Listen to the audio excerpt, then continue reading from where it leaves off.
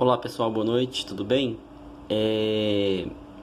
Como eu disse ontem, naquela videoaula de ontem da correção da atividade que eu tinha passado para vocês, hoje eu vou fazer uma revisão de todo o conteúdo que nós vimos programático, tá? Desde quando nós começamos, mas de menos o cálculo aí do lucro presumido. Ficamos apenas na parte da conceituação, visando aquela atividade avaliativa que a gente vai fazer na próxima quarta-feira, tá? Dúvidas novamente quanto a esses slides nessa videoaula, por gentileza, entre em contato comigo, tá bom? Não tenho receio, até porque nós teremos uma atividade avaliativa na próxima semana, né? E estudem os slides juntamente com essa videoaula, tá? Então, lá no início, na primeira aula, nós falamos sobre o sistema tributário nacional, né? Do porquê pagar tributo, né? Qual que é a função do Estado, né, perante a sociedade, né? Então, para que o governo possa proporcionar serviço de saúde, educação, defesa, policiamento, infraestrutura, é necessário cobrar tributos da sociedade. Eu disse para vocês que não tem como o governo, nos três níveis aí, União, Estados e municípios, fabricarem dinheiro assim à torta e direito. Não, o dinheiro que os órgãos se utilizam para manter os serviços da população é através de tributo. Através dos tributos é que nós temos o retorno. Eu sempre falo para você, não vou entrar aqui em questão de é muita corrupção, é muito desvio, né? Que isso é uma bola de neve, você já sabe a minha opinião sobre isso. A população tem que se conscientizar e fiscalizar realmente os órgãos, se atentar mais à sua função de cidadão, na fiscalização dos tributos, na fiscalização do dinheiro público, na participação popular realmente, né?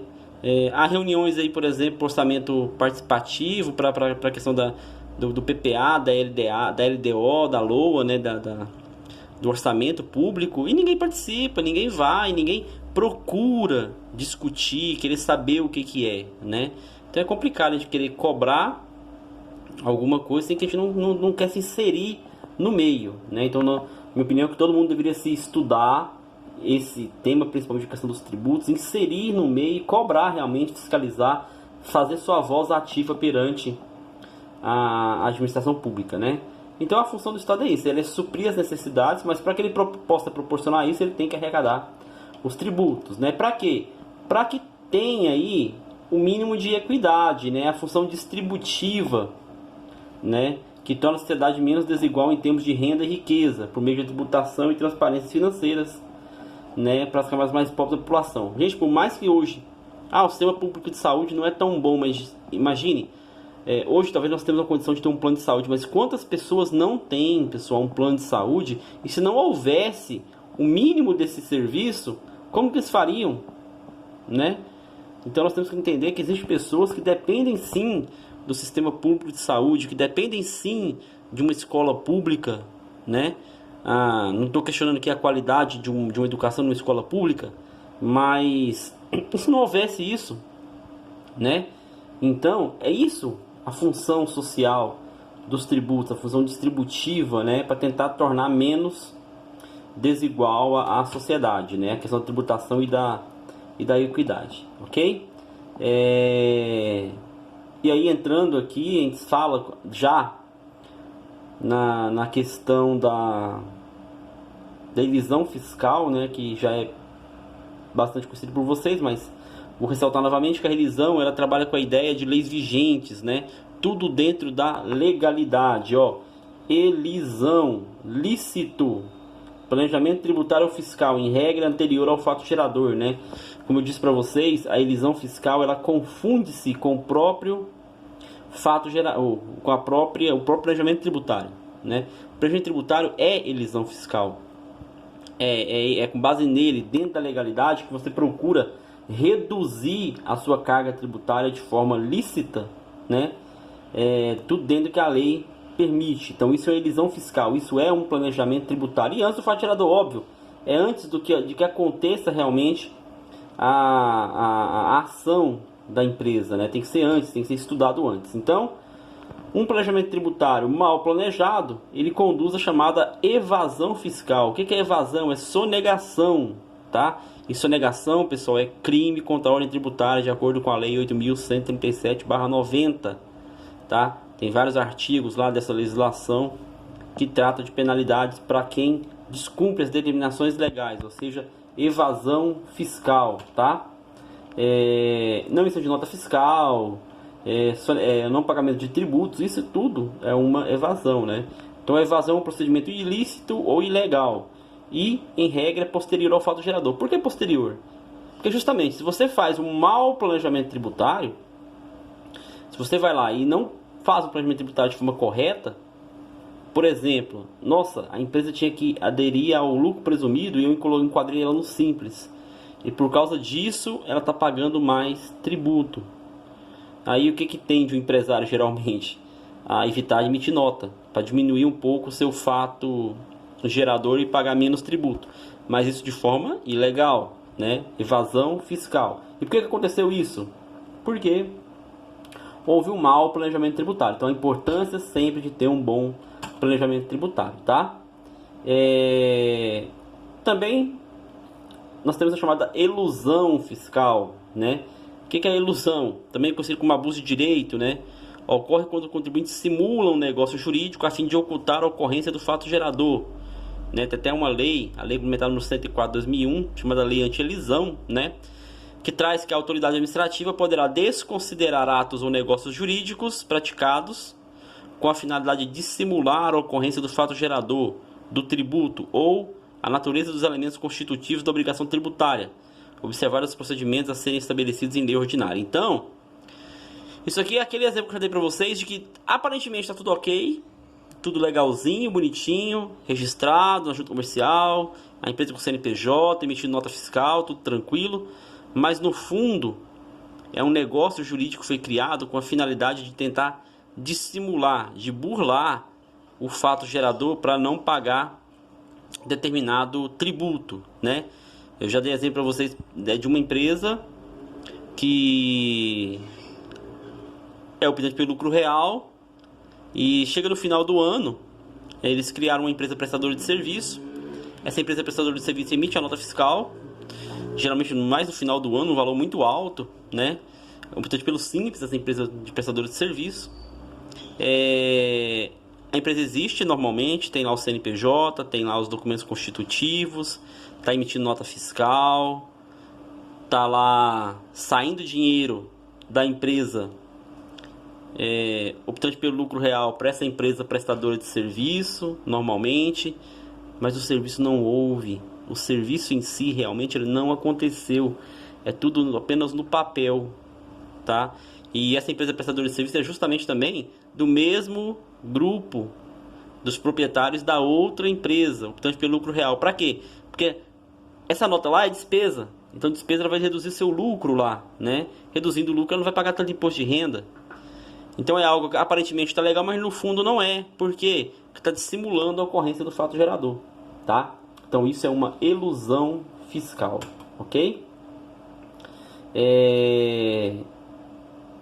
Então, a ilusão parece lícito, mas não é. É um procedimento formalmente lícito, mas com abuso de formas jurídicas, né? Então, utiliza mecanismo para burlar tributos. Isso também não é permitido, né?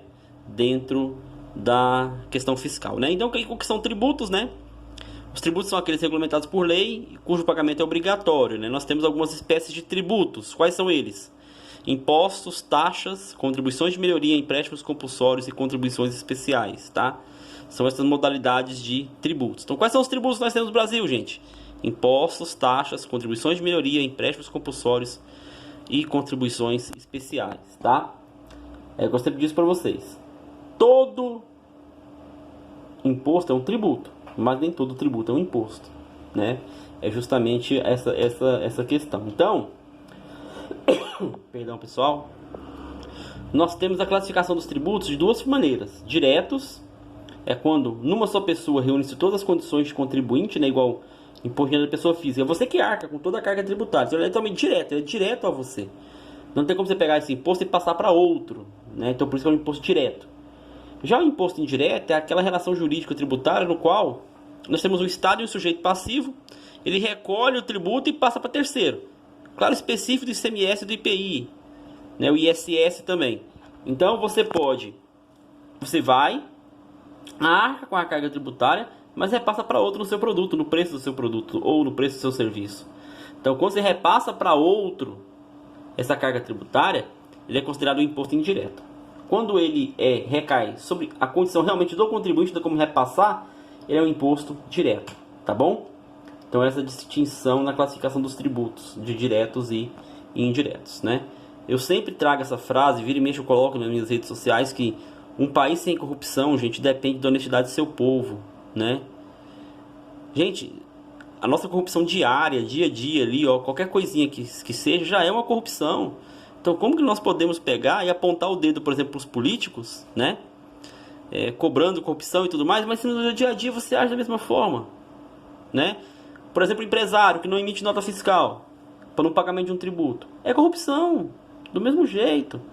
Um microempreendedor individual, um MEI, que mente a sua atividade, ele é um agrônomo, por exemplo, mas coloca lá que é um promotor de venda, né? Sabendo que agrônomo não pode enquadrar no MEI, mas faz isso só para burlar o sistema e não ter um contador, não ter que pagar tributo. É corrupção do mesmo jeito, certo? Então, temos que ter essa questão dessa consciência de cidadão, tá?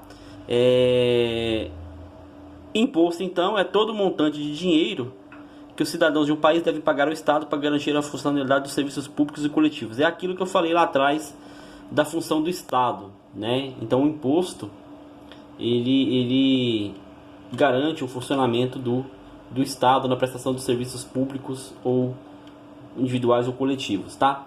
Aí uma diferença básica aqui para vocês começarem a entender: o imposto, pessoal, todo o dinheiro que é arrecadado com ele, o ente federado, a União, Estados, municípios podem fazer o que ele bem entender. A arrecadação do imposto, você faz o que você bem entender. Eu quero fazer uma escola, eu quero fazer um asfalto, eu quero fazer uma creche, eu quero comprar máquinas, o que você quiser fazer com o dinheiro do imposto, você pode fazer, tá? Agora, o que são taxas? A palavra taxa se refere a uma exigência do governo, a uma pessoa física ou jurídica, né? Cobradas por uso de um serviço. É que eu sempre falo. Taxa de fiscalização, né? Então, você tem a fiscalização que age com o poder de polícia, numa renovação de alvará de licença, por exemplo. Ou, por exemplo, a taxa de coleta de lixo, né, que alguns municípios cobram. A taxa de água para o serviço, né, de água e esgoto. Gente, isso é um valor cobrado, é um valor que pode ser cobrado por um serviço que pode ser disponibilizado, que é disponibilizado, tá? Então eu só posso cobrar a taxa de coleta de lixo se eu efetivamente presto esse serviço à comunidade, recolhendo o lixo, né? Eu cobro a taxa de água se eu efetivamente tenho a água à disposição da comunidade, né? E aí uma diferença do imposto que eu disse anteriormente. O imposto você vai bem entender com o dinheiro, a taxa não.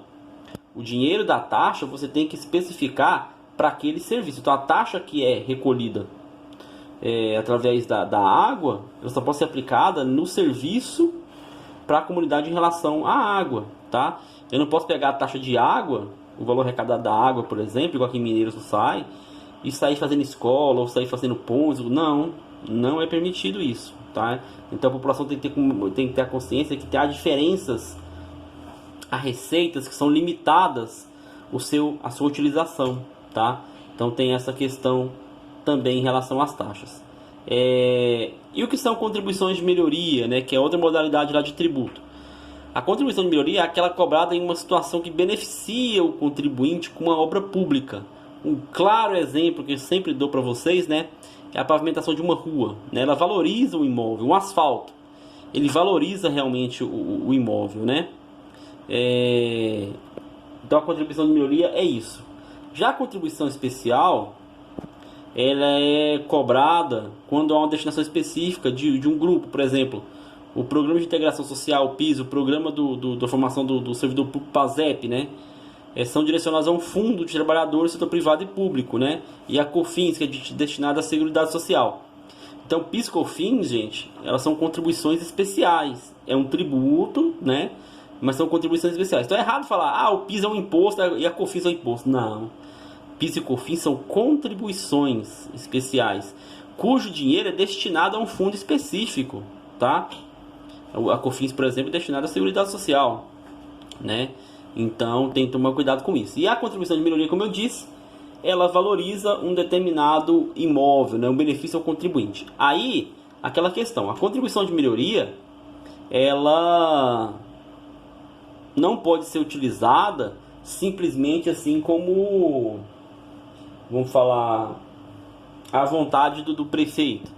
Eu vou fazer um asfalto no setor e vou cobrar do pessoal do setor ali 4 milhões de reais. Sendo, na verdade, a obra foi 3 milhões. Não, ele não pode fazer isso.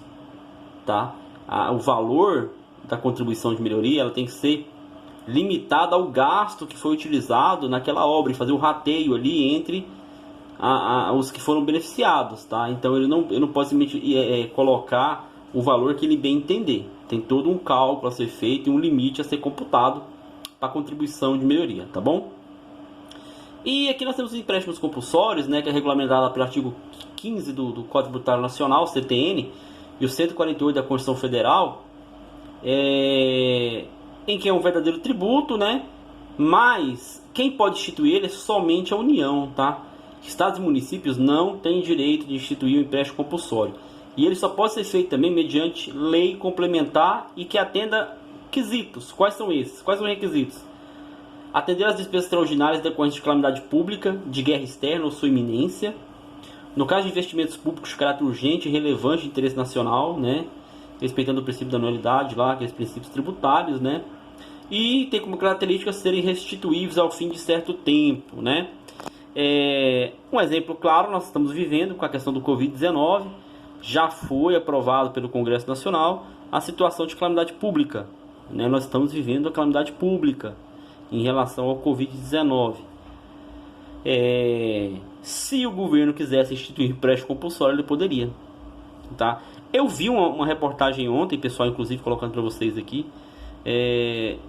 do presidente da Unafisco, né, que é da questão dos fiscais, que eles estão com um projeto lá na Câmara para poder criar tipo um empréstimo compulsório sobre lucros e dividendos. Por exemplo, se uma empresa, um banco insistir lá em fazer a distribuição do lucro, o governo, peraí, toma o lucro e está emprestado ao governo. Tem uma alíquota, tem uma situação nesse sentido que eles estão criando, tá? Pegar um empréstimo compulsório em relação ao lucro de algumas empresas, de alguns setores, para a questão do combate ao Covid, lógico, como característica, né, restituível ao fim de certo tempo. Mas quanto? Não sabe-se por quê. Porque é a lei complementar que tem que estabelecer isso. A própria Constituição diz que existe o tributo, mas a lei complementar tem que ser instituída para poder determinar essas situações, tá? Então, somente como conhecimento, vocês sabem que empréstimo compulsório é sim um tributo, é uma modalidade, e pode ser instituído no caso de calamidade pública, né? Guerra externa, iminência de guerra, ou mesmo investimento público de caráter urgente ou relevante para a sociedade, tá bom? Continuando essa revisão aqui, nós temos lá o ITCMD, né, que é um dos tributos, né, estaduais. O objetivo desse imposto é recolher tributos por heranças e doações. Então, quem recebe herança e doação tem que pagar o ITCMD, que é o imposto estadual, tá? E o local do recolhimento do tributo? É isso que eu chamo a atenção para vocês, que é na prova passada, inclusive. Quando a transmissão é de bens imóveis e seus respectivos direitos, o ITCMD compete ao Estado da situação do bem ou ao Distrito Federal, no caso, né? Então, eu tenho uma fazenda localizada em Mineiros, onde será pago o ITCMD? Em Mineiros, né? Para o Estado de Goiás. Por quê? É o local do imóvel, tá? Tem essa questão para ser observada no ITCMD. Então, relativamente a bens móveis... Então, imóveis é onde está o bem, né? Imóveis, igual uma fazenda, uma casa. Relativamente a bens móveis, títulos e créditos, compete ao Estado se processar o inventário ou arrolamento, ou tiver domicílio doador, né? E ao Distrito Federal. Então, eu tenho um carro, ele está emplacado aqui no estado de Goiás, na cidade de Mineiros, ele está aqui, esse bem, é um carro. mas o inventário dele está sendo processado em São Paulo. Onde vou pagar o ITCMD? Em São Paulo, porque é um bem móvel, tá? Então, bem móvel é onde se processar um inventário. Bem imóvel é onde se localizar aquele imóvel, tá? Tome essa questão. Então, e se for no caso de doação, tá?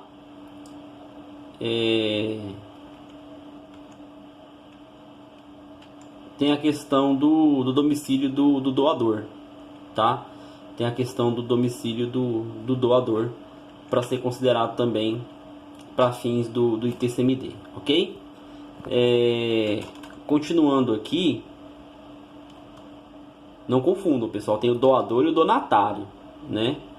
Doador é quem está doando o bem, donatário é quem recebe, né? O sortudo, né? Como diz a Ângela. Então, é o donatário.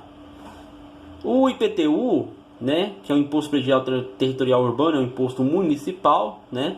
Ele é cobrado de todo mundo que tem um imóvel urbano, pode ser casa, apartamento, sala comercial, o que for, né? Ele é cobrado, é o IPTU. E é um imposto cobrado pelas prefeituras, né? E cada cidade escolhe os critérios para cobrança, né? E ele varia de acordo com a avaliação do imóvel, né? Então, o valor venal do IPTU, pega-se aquele valor do imóvel, o valor venal, e multiplica por uma alíquota e você encontra o valor do IPTU a ser pago, tá? Imposto municipal dentro de área urbana, tá bom? Todo o dinheiro arrecadado do IPTU fica no município e ele pode ser feito em obras da cidade. O IPTU é imposto, então o dinheiro do IPTU pode ser feito o que bem quiser. O dono do imóvel, né, é o responsável pelo pagamento do imposto, tá? Existem alguns contratos de locação que o locatário coloca lá que quem tem que pagar o IPTU é o locatário, tá? E não o locador. Mas é bem estranha a situação, porque a dívida, ela fica no nome de quem? De quem que é o dono do imóvel. O dono do imóvel, gente, é que tem a escritura lavrado no cartório, né? É nele que a prefeitura faz a cobrança e tudo mais, né? Mas se o locatário aceita essa situação, né? Fazer o quê?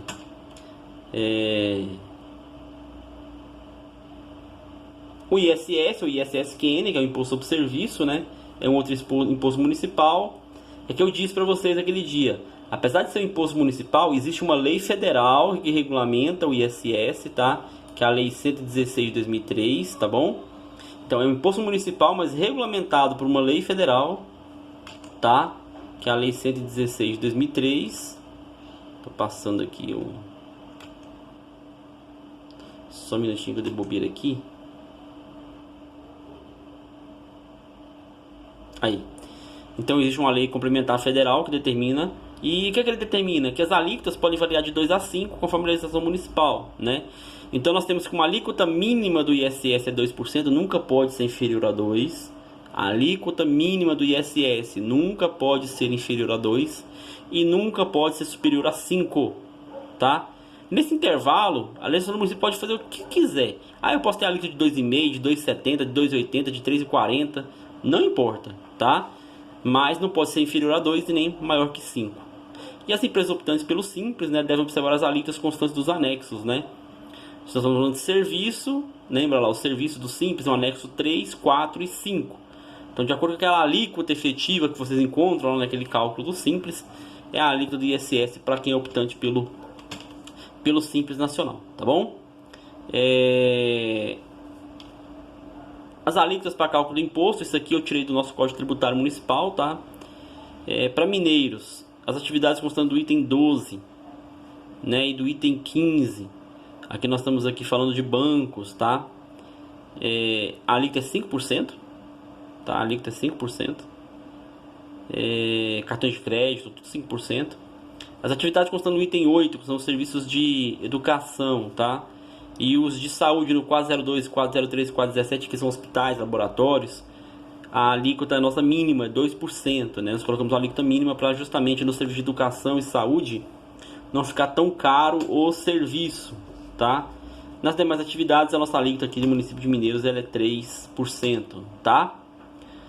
Então, continuando aqui, nós temos as classificações das empresas, né, divididas em o MEI, né, que é o microempresário individual.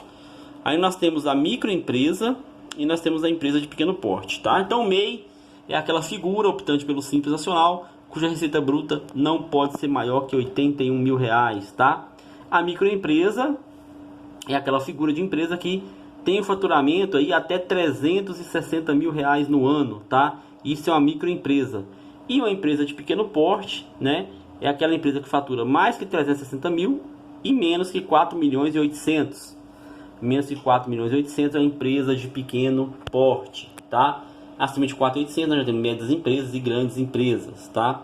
Então, grave bem, MEI até 81 mil, microempresa até 360 mil e EPP, empresa de pequeno porte, né, de 360 mil e 1 centavo até 4 milhões e 800 mil reais, tá? E aí, como eu disse aqui, ó, médias empresas que fatura acima desse montante, tá?